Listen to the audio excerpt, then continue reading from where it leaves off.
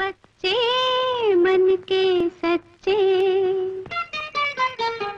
बच्चे मन के सच्चे, सारे जग की आंख के तारे। नमस्कार प्यारे बच्चों, मैं भारत भूषण संस्कृत अध्यापक राजकीय उच्च विद्यालय शेखुपुरा मंचूरी में कार्यरत हूँ। मैं साहित्यकार हूँ, साहित्य सृजन से जुड़ा हुआ हूँ।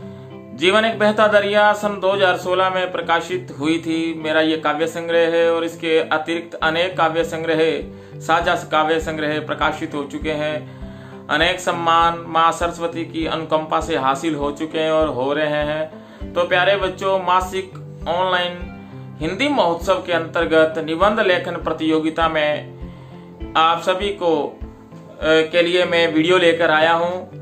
आप इस वीडियो को ध्यान से देखें और दिए गए दिशा निर्देशों को समझें और प्रतियोगिता में भाग लें।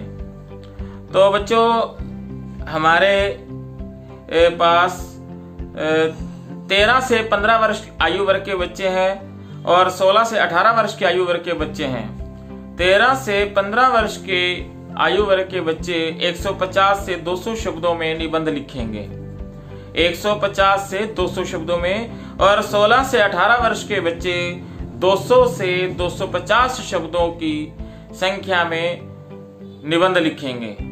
एक बार फिर सुन लीजिए, 13 से 15 वर्ष के बच्चे 150 से 200 शब्दों में और 16 से 18 वर्ष के बच्चे 200 से 250 शब्दों में निबंध लिखेंगे। निबंध का विषय हिंदी आधारित है। राष्ट्रभाषा हो सकती है, निज भाषा हवे उन्नति को मूल, हिंदी है हम हिंदुस्तां हमारा, राष्ट्रीय एकता के साथ जोड़कर भी इसको लिखा जा सकता है। तो प्यारे बच्चों, निबंध लेखन के 3 मुख्य बिंदु होते हैं। नंबर 1 प्रस्तावना अथवा भूमिका। भूमिका के बिना कोई भी निबंध पूर्ण नहीं माना जाता। निबंध की परिभाषा ही यही है कि निबंध अच्छी प्रकार से बंधा हुआ। हम अपने विचारों को, अपनी अभिव्यक्ति को किस प्रकार बांधते हैं, उसके लिए 3 चरणों से गुजरना पड़ता है। सर्वप्रथम है प्रस्तावना, नंबर 2 है कि विषय का विस्तार किस प्रकार करना है, और नंबर 3 उपसंहार निष्कर्ष, जो लिखा जाता है पूरे प्रस्ताव का निचोड़ या सार तत्व। तो प्रस्तावना के अंतर्गत हम भूमिका कह लें चाहे इसको, तो इसके अंतर्गत हम सामान्य बात करते हैं कि हिंदी हमारी मातृभाषा है। जैसे हिंदी के ऊपर लिख रहे हैं निबंध, तो हिंदी हमारी मातृभाषा है, इसकी देवनागरी लिपि है। भारत में यह बहुत लोकप्रिय है। भारत देश के लगभग सभी प्रांतों में इसका वाचन होता है, इसको बोला जाता है। और हिंदी जो है ना, इसके उत्थान से और इसके कल्याण के लिए हम सभी को प्रयास करना चाहिए। तो ये बातें सामान्य बातें हैं, तो भूमिका में आ जाती हैं। तो उसके बाद जो विषय का विस्तार करना होता है, उसमें 3-4 पॉइंट हम बना सकते हैं। जैसे सर्वप्रथम तो शाब्दिक संरचना के ऊपर एक पॉइंट बनाया जा सकता है कि हिंदी शब्द बना कैसे। दूसरा जो इसका मुख्य बिंदु है कि इसकी ऐतिहासिक पृष्ठभूमि को लिया जा सकता है। और तीसरा कि चुनौतियां क्या हैं, क्या क्या समस्याएं आ रही हैं, अथवा स्वरूप क्या है, इसका क्षेत्र कितना है, तो इसके ऊपर हम लिख सकते हैं। और अंत में हमें निष्कर्ष देना होता है, निचोड़ देना होता है।